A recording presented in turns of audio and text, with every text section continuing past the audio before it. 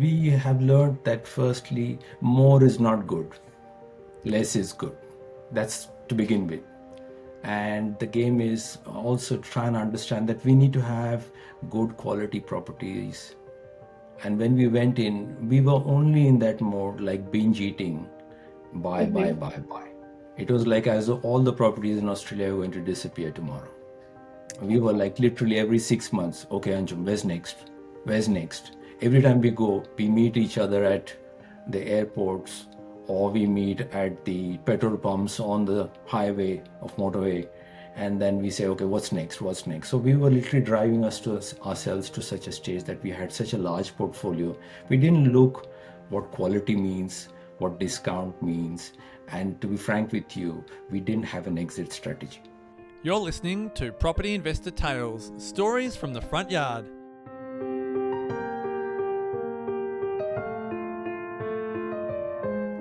Hello and welcome to Property Investor Tales, stories from the front yard, where I get to speak to property investors from around Australia about their investing journey.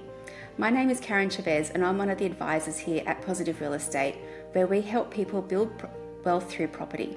With over 10,000 clients across Australia and New Zealand, there are some incredible stories to tell, which hopefully make your investing journey that little bit easier and will inspire you along the way. So today my guest is the fabulous Essa, and we discuss the real results from investing in both capital city and regional markets, the reality of holding a larger portfolio, and the importance of aligning yourself with a team and getting advice. Enjoy this conversation with Essa. Thanks, Karen. Thanks for having me. It's great to have you. Now we'll get straight into it. To start with, Essa, do you want to just tell us a bit about yourself and a little bit about your background, your profession, just so we get to know you a little bit? Yeah. So my name is Isa. Me and my wife, both of us are gynecologists. We come from Pune in India, and came in on a temporary visa down in here to Sydney to fulfill my dream of watching the cricket test match between Australia and India. What So year was that? that was 2003. And who So that won? was really fun. Who So I won? thought I'll be here for a couple of years and then take off and go back again. But Okay, I loved it so much that I held on to it, and now I'm living my life and my dream. fantastic. Who won the cricket match? Oh, of course, Australia. Of course. Back then, you were probably going for India. Now, do you Yeah, go for I had Australia? come to actually watch Sachin Tendulkar bat. We did make 243 runs, so that's fine. Oh, fantastic. Awesome. All right. So, would you like to tell us a little bit about your uh, experience with property before you came along and got to know positive real estate? Yeah, actually, from where we come in our hometown, we have been brought up in an environment when we say you keep working hard, you keep making money, you keep stacking it and trying to do cash deposits and try and avoid debt as much as possible. Preferably, it's a no-no. Hmm. So my parents, my wife's parents, both of them, they never owned a home in their lifetime. Oh, really? So because debt was considered bad. So that was where we came from. So that's the reason why we're here. And so we decided we'll just continue doing the same as what it was till Hmm. the time we met you all in property real estate, you know. And then you all guided us through trying to explain to us what investing is, how the tax structure works, what's negative gearing, depreciation, lots of things to try and learn and take into one board. So that was really a good eye opener. And one-to-one mentorship, especially from you, did help us big time. I've absolutely loved working with you and Anjan. So, um, okay. And with your investment journey, Mhm. I know that you and Anjan have done quite a diverse strategy of different things over the years. What do you think have been some of the biggest lessons that you've learned? So we have learned that firstly, more is not good, less is good. That's to begin with. And the game is also trying to understand that we need to have good quality properties. And when we went in, we were only in that mode, like binge eating, buy, buy, Hmm. buy, buy. It was like as though all the properties in Australia are going to disappear tomorrow. We were like literally every 6 months, okay, Anjum, where's next? Where's next? Every time we go, we meet each other at the airports or we meet at the petrol pumps on the highway of motorway. And then we say, okay, what's next? What's next? So we were literally driving ourselves to such a stage that we had such a large portfolio. We didn't look what quality means, what discount means. And to be frank with you, we didn't have an exit strategy. Yes, that's probably what we've been really focused on from Yeah, about 2019 to now has been your exit strategy. absolutely. Um, Absolutely. and I do love that, with Positive Real Estate and as clients, like that lifetime membership that you have here means that we get to work with you right through to the point that, you are actually retired now, which is, That's phenomenal. absolutely. That's true. Okay. That's true. And with the portfolio that you held, and I know you had a mix of properties between sort of more regional areas in Australia and properties also within capital cities. So tell me a bit about your experience with the different properties and how that's worked for you. Yeah. So work took us to places far-fetched, right up to Port Hedland. So we were up to in Sydney. Whilst we were here, we decided, okay, let's buy property here. And so that was good. We went to Port Hedland, and not many experts knew that Port Hedland in about 2012-11, the rents were about nearly 1,400, 1,500 a week. Yeah. And we were like shocked. I had to go and check twice, thrice with real estate agents as to what's this happening. But the properties there were roughly going around 700, 800,000. So we did the numbers, we did everything. So I made a big decision. I've been there, I've seen it. I thought, what can go wrong? Mind you, I was at the back of the mind aware that, you know what, you shouldn't be buying in mining towns. I heard a lot of stories, but these numbers look so good, so good. This was my plan B of retirement. Why should I need to work? I have two or three of those and I'm done. I don't need to go on for another 10 years. So that was my plan B of trying to exit. Went there, got into a place where I got a 1960 old house, 700 square foot, bought it for 690,000 and was renting out at 1,400, and the rents were guaranteed for 2 years. And the bank was happy to lend me 95%. My broker came and said, all lenders mortgage insurance, no big deal. You can deduct it from your tax. You're making big bucks. You should be fine. Keep going. There you go. I thought it's fantastic. Didn't think, as I said, exit strategy. Hmm. No clue that 1,400 became $250 per week in the next 2 years. Whoa, that's a And the big value of drop. the property had dropped down from 690,000 to an amazing 250,000 with no buyers on board. And a lot of Wake up, debt behind it. wake up call. And there was like, oh, and now I realized quickly, yes, those 2 years, the tax man took more than half of it.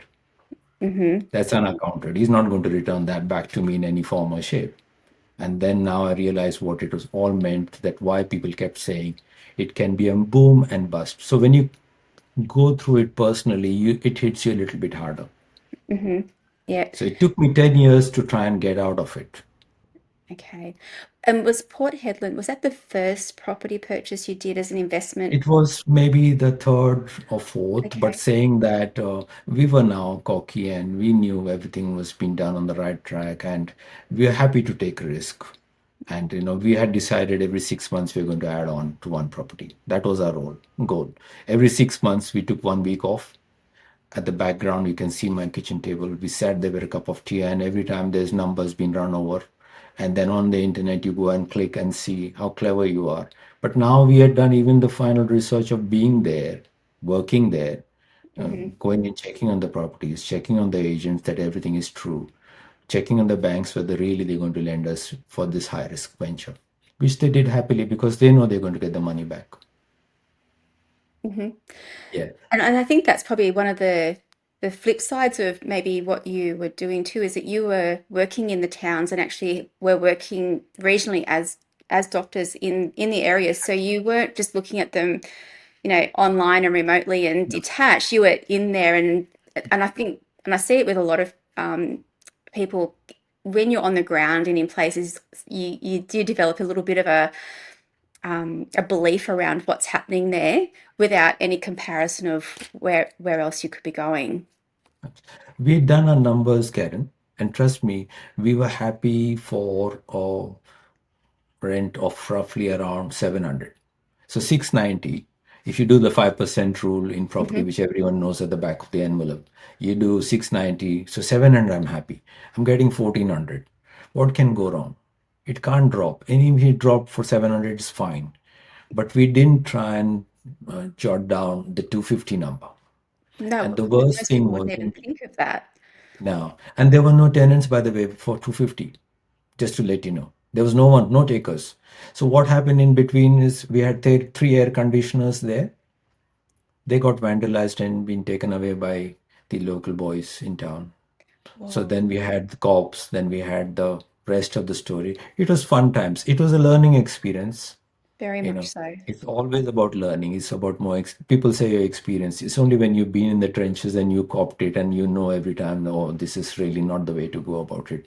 I think all the people who try and think about cash flow first rather than capital gain, this is where the game starts and ends because they think, oh, we covered all our bases. It can go lower than what you can expect. Um, did you see this? Did you have the same experience with the properties you held then in Sydney and other Not capitals? at all. I don't even look at them. And by the way, I have been funding all my properties in the mining town. By the way, we did the same mistake not once, but not twice, but three times. So Okay. we got two in Port Hedland, we got one in Newman. See, Karen, the trouble is this cash flow business is such a kick that you feel you found a way. And Yeah. when you're multiplying those numbers and you're getting 1,000, 1,200, 1,400 a week, like there's a no-brainer. The mortgage is like this can be a cakewalk, but it doesn't work that way is what people fail to understand because it can't last for long. It's a quick up, and if you're on the top and you get caught out in there. So I had to sell my Port Hedland property just about last year. I bought it for 690, sold it for 330,000. Wow. So thanks to the taxman, I could handle a few things because I had to offload on good property to try and offset that. But otherwise, it's not possible for me to try and come off Mm, it. yeah. Yeah. Okay. And I know we did do quite a bit of work together back in That's right. 2019, sort of working Yeah, around your exit that's right. strategy and timing, Yeah, starting to let some of these yeah, properties go, which I'm yeah, so happy to see the you've come yeah. through the other side of that now. That's right. Um, and over time, like, and I know you did end up with quite a good sized portfolio. Yeah, Um, and I know, we don't necessarily want to share all your secrets, but your yeah, portfolio was probably larger than the normal portfolio that we see. yeah. What are the realities of holding a portfolio sort of that size? I think the main thing and what we learned from it is the catch is we think we can keep adding on and assets will keep growing, mortgages will be paid out automatically. We didn't even bother about the interest rates because we never always considered this as 2 or 3% more. We always counted that well in advance, even about 12 years ago. So that was never an issue. We could go and do more work if we need to try and come up with the cash flow balances. But we realized if you don't buy in capital cities, if you don't buy well, if you don't try and get quality stuff in the cities, some people have got this fad of where they say, "Oh, house and land package. This is the only thing is going to work out." We had an house and land package. We were promised that house and land package close to Sydney in 4 months. It took us 1.5 years to try and get that done. Hmm. So it's not the holy grail as what we come to know of. Land is where all the money is. Yes, it is. But if you got quality properties, Just to remind you again, when I was going to do make a deal in Port Hedland for that 690,000, one of the agents called me from Manly for a 15 or 20-year-old brick unit. Okay. He said, this is going to be for 600,000. It's going to rent out for about 550 or 500. And I did the numbers thinking I knew everything. And I said, oh, no, I'm not going to buy in Manly. And that old thing is going to require a lot of maintenance. I'm getting more money in here, even though this is old. So this is how, it's not necessary that capital city is number one, capital gains number two, discounted properties well in advance, and have an exit strategy. Don't think like that, this has to keep going. Every time we think, oh, the asset needs to keep going. Has it doubled? Has it tripled? No, that's the least bit of it. Like, the catch is also that rents, the rents are always going to increase. It's not necessary. We get a downturn down in here, everything bang, everything on the floor. You don't find a tenant. Then you're struggling to do stuff. So this is That's what I right. would say I learned out of it. That's such an important lesson, and it's a conversation I have with people all the time. I find people will often focus solely on capital growth and ignore the cash flow element, and they will go try to find like the next hot spot and speculate in the market trying to get that capital growth. Or they go, hang on, I just need to get cash flow. Yeah. If I've got cash flow, I'll be fine. And they'll go and buy properties like yourself, where you're buying in areas that are, do have more volatility and they don't get the capital growth. But if you don't have the ability to sell the property, Yeah. Absolutely. that's always your bottom line. And a get out of jail free card is your ability to actually sell the property. Yeah. Um, so yeah, I think that's actually a really important thing. And I know yeah, you've been in Australia for a long time and have done quite a fair bit. What do Yeah. your family and friends say about what you've done? Oh, with my family, firstly, we didn't tell them when we started because we knew what their teaching was for us. No debt. So that was a no-no first. So we first did what we needed to, and then we apologized to them. And they were freaking out, having sleepless nights, thinking, who's going to pay the debt? Okay. So they didn't want to talk about our properties. They didn't even want to know about it because they found it extremely stressful to try and make. So we stopped talking about it and saying anything about it, whether it went up, sideways, or down, didn't matter. My friends thought we were all crazy, and some of them left us Oh, thinking that we've gotten so much debt. Soon they'll be getting a phone call trying to find out if we can borrow some money to try and continue our journey. So they mhm. thought we are not the right circle that they need to be in. So they've taken out for the good, which is fine. It's fine. So it becomes quite a lonely journey then when you're It not is. It around is. people that you can kind of have these Yeah. conversations with and share experiences. Yeah. Okay. Well, is there if you were to think about anything else, or one of the questions I like to ask people in these is, if you go back in time to young Issa, when you're just starting to adult, what Yeah. would be your advice, given your experience today, that you would give young Issa? Yeah.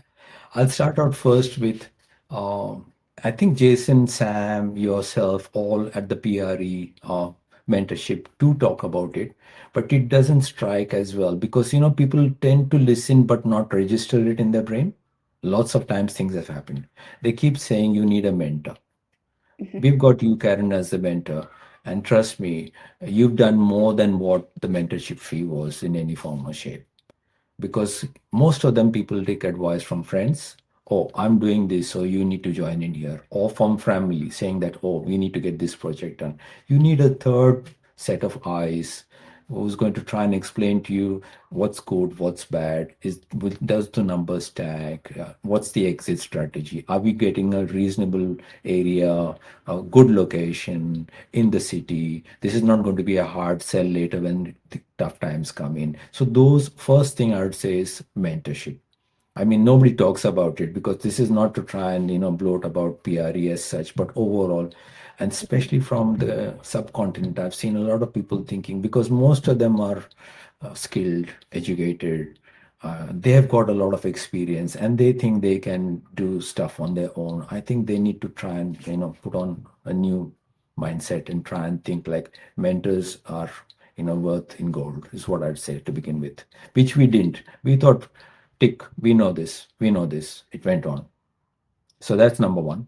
Number two is we took on a lot more debt too quickly, thinking we could cover it. It was not the interest rates which broke us. It is the number of properties which we had which tried to make us. I was working literally 28 nights every month to try and cover for the mortgages, That's not for my living. It's only 2 days off. mhm. Most hospitals I went in is trying to just, keep going, keep going. They said, do you go home or not? That's not how it should be done. You need fewer properties. You need maximum. Is main game, if I had to tell myself if I'm younger, is you need a 20% deposit, not 10. That's a good start. And before you get into trying to get your next venture and property under your belt, you need to have paid off for 20% more out of it. It doesn't matter whether your property is gone up or down, or rent is gone up or down, or your pay is increased or not. Once that is done at 60% of your loan is remaining, not even considering the LVR and everything else and the cash flow and everything. Once you have that under that property, it sort itself out, and you don't need to then worry about trying to look for more job and that the tenant is not there or the loan is gone crazy and all those things. So I would have had far less properties which is there. So Yeah. those two important things I'd say. Yeah, And I think the benefit of time to be able to do that with debt is just, someone starting out really young, I think is just phenomenal. Unfortunately, some people start out later and then to be just a little bit more aggressive than that. But again, from experience, that you can do that in a way that can be a lot safer, still with some higher levels of debt, but staying away from maybe the more volatile areas. Indeed. Yeah. And I think everyone should take the plunge. I think important thing is take the worst scenario. Look at it like if you're two of you working, which most of the families are now. If one loses a job, are you able to try and hold on to your style of living and that's where the emergency bucket comes in of what Jason keeps harping upon. You Mhm. need to have 6 months, 3 months of, in your bank balance sitting there. So those crucial tiny things, we don't think like, oh, we're invincible, we're young, we can do anything, I can get a job tomorrow. It's all very great till the time you realize nobody wants you.